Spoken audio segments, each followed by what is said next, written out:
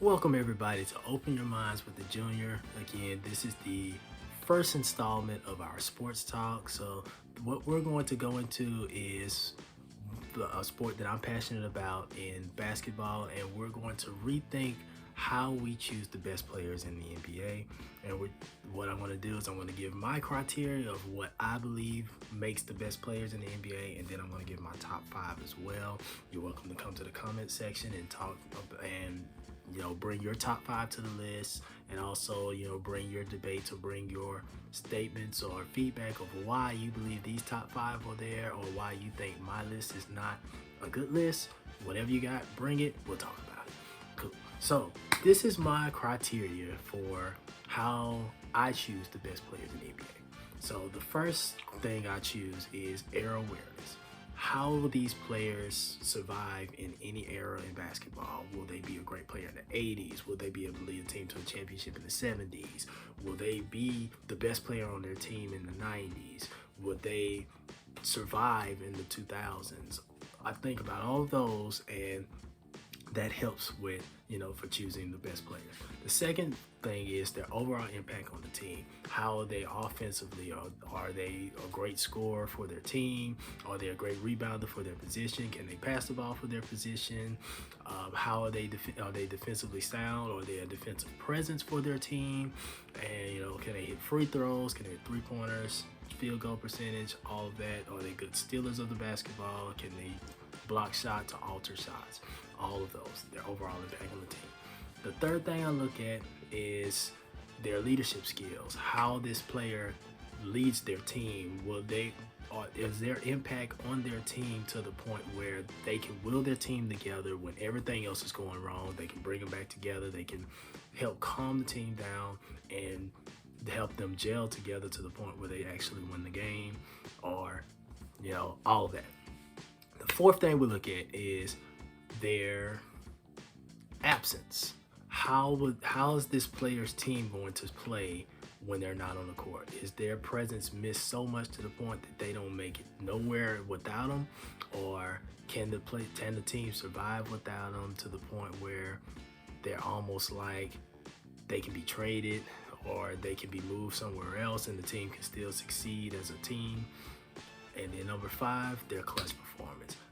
What their scoring says for their team. Do they have effective field goal percentage in that they can score and put up points when they need them the most? Or do they make their garbage points where they score 20, 30 points and it doesn't mean nothing for the team's winning? All right, so that's my criteria. So before I give my top five, let's talk about some of my honorable mentions. So the first honorable mention I have is LeBron James.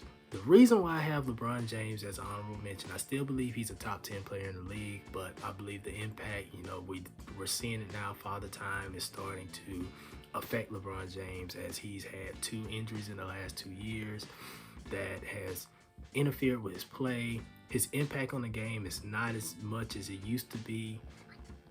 And even though he's still a spectacular player as he is right now in year 21, and he's still one of the top 5 scorers in the league, great rebounder for his position, still one of the best passers in the league. Even though his field goal percentage is a little bit under 50%, it's okay, mainly because he's shooting more threes, because he's trying to compensate for not being able to go in the lane as much as he used to. But he's still, even though he's still a tremendous player, he's not in the top 5 at this point. So honorable mention LeBron James. Second one, Kevin Durant. Yeah, Kevin Durant. I know it's gonna raise some eyebrows, but I can't put Kevin Durant in my top 5 mainly because of his leadership. Between everything that's going on around him with the Kyrie Irving situation and James Harden wanted to skip town, Kevin Durant was the main reason, or one of the biggest reasons, why that team was even set up to begin with. Since he's come over to the Nets, his impact on the team has not been what you expect it to be, which shows why he's not the leader that he is. They did finish.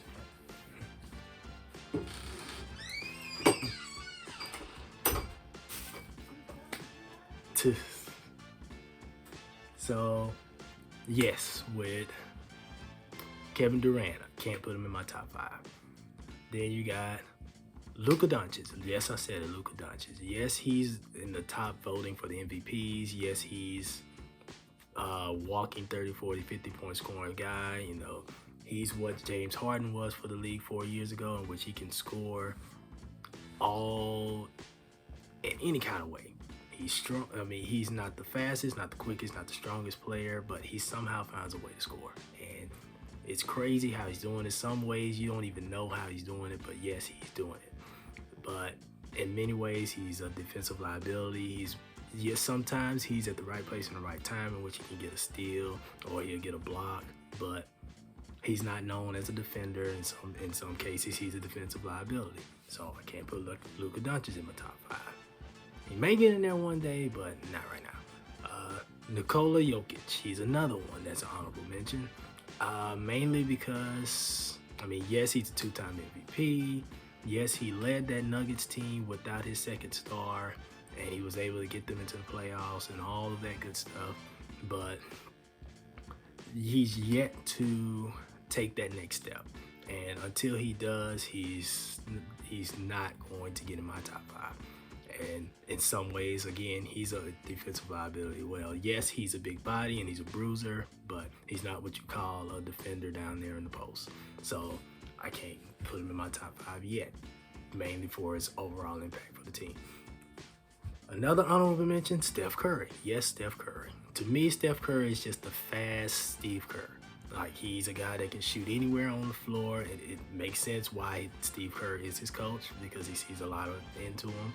But yes, I can't put Steph Curry in there, mainly because, once again, I believe in many ways Steph Curry is a defensive liability. But and his clutchness is in question.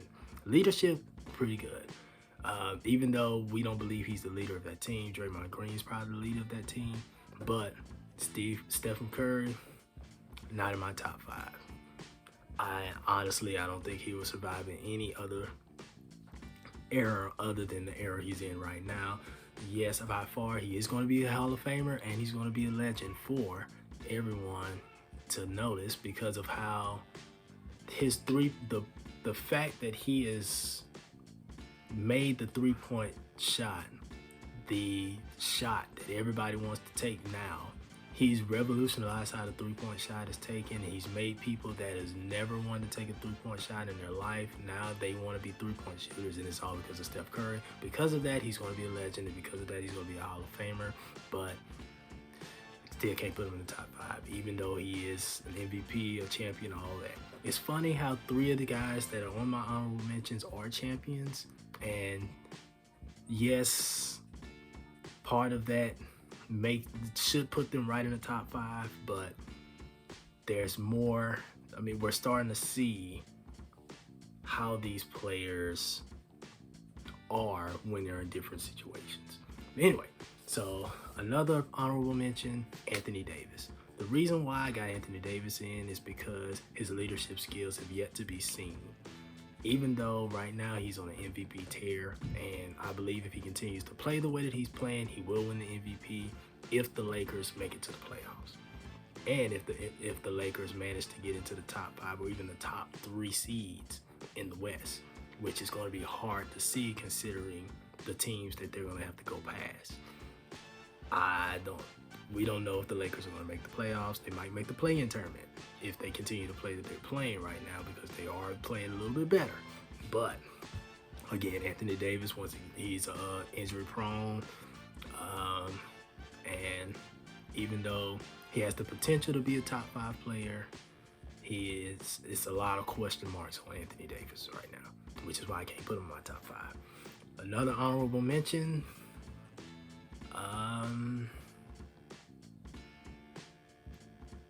that's it. So here's my top 5. Number 5, Chris Paul. The reason why I got Chris Paul in my top 5 is because his impact on teams has been by far no question. Every team he's been on since year 4 has went to the playoffs. From the Hornets to the Clippers to the Rockets to the Thunder. Like, how in the world did he get the Thunder into the playoffs? But he did, as a number 5 seed at that. So, and soon as he get on the Suns, they're a number one seed team. Even though, you know, injuries again took its toll on Chris Paul. Matter of fact, if injuries did not affect Chris Paul as much as they did, I believe Chris Paul maybe would have won 1 or 2 championships, but that's another story about it for another day. But I got him in my top 5 because of his overall impact. He's offensively and defensively sound. I believe Chris Paul would be a top 5 point guard in any era in the league. And his clutchness when he needs to, as we've seen him when they went up against the Clippers, that 40 plus point performance he put up, in which he just could not miss a shot. He willed that team into the finals, and we see how clutch Chris Paul can be when he needs to be. Number 4, Jimmy Butler. Now, Jimmy Butler, his impact on his teams from the Bulls to the 76ers, the Timberwolves, and the Heat as of now. He is willing that Heat team. He's got him into an NBA Finals, even though he didn't win it. He's got him there, and you know it was a team that nobody really expected to get there. And he's even willed them to a number 1 seed, a number 2 seed before. It's been in the Eastern Conference Finals for the last 2 years. 2 of the last 3 years. And you know, there's no question of his offensive prowess, his overall impact on his team. He's going to give them anything that they need. A hustle play. He's going to defend the best player. He's going to pass the ball and move the ball around. He's going to hit the clutch shots. He's going to take the shots. He's not afraid to take the shots that you need him. His leadership is known. And he's a player that I know will be able to survive in any other era. Number 3, Joel Embiid. I got Joel Embiid at number 3. It's only a matter of time before he wins an MVP. I don't know if he's going to win a title anytime soon because the Celtics are looking dangerous right now. That's another honorable mention, now that I think about it, is Jason Tatum. Jason Tatum, he's starting to show how great of an offensive and defensive presence he can be. And he's still a little bit young, and I see him getting in the top 5 sooner than later. But let's just wait and see. But Joel Embiid, yes, because offensively, defensively sound. He's his overall impact on his team. He's the leader of that team, the unquestionable leader for that team. When he's not on the court, the 76ers feel it every time. And even though,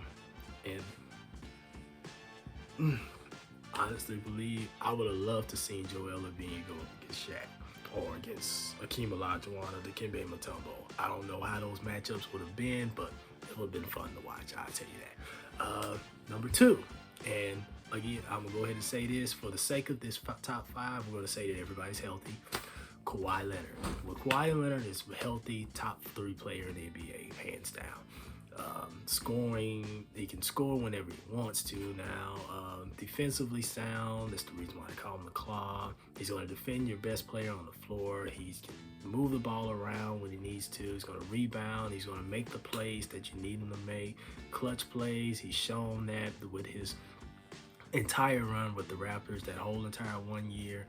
And then, like I said again, when he's healthy, by far top 3 best players in the league. That's why I have him in number 2, because of his overall impact for his team. If he was healthy, honestly believe the Clippers win that championship the year before he tore his ACL. But, you know, again, another story for another time.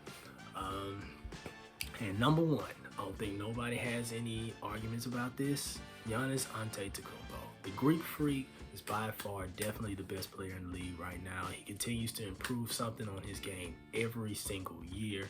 When they say he couldn't shoot, he improved his mid-range shot. When they say he can't shoot threes, he improved his three-point shooting. When they say he couldn't shoot free throws, he ends up making almost all of his free throws in the last game in the game-clinching finals game in a series where they forced him on this line. They kept putting him on the line. He just kept hitting them, and he finished the game out with a 50-plus performance.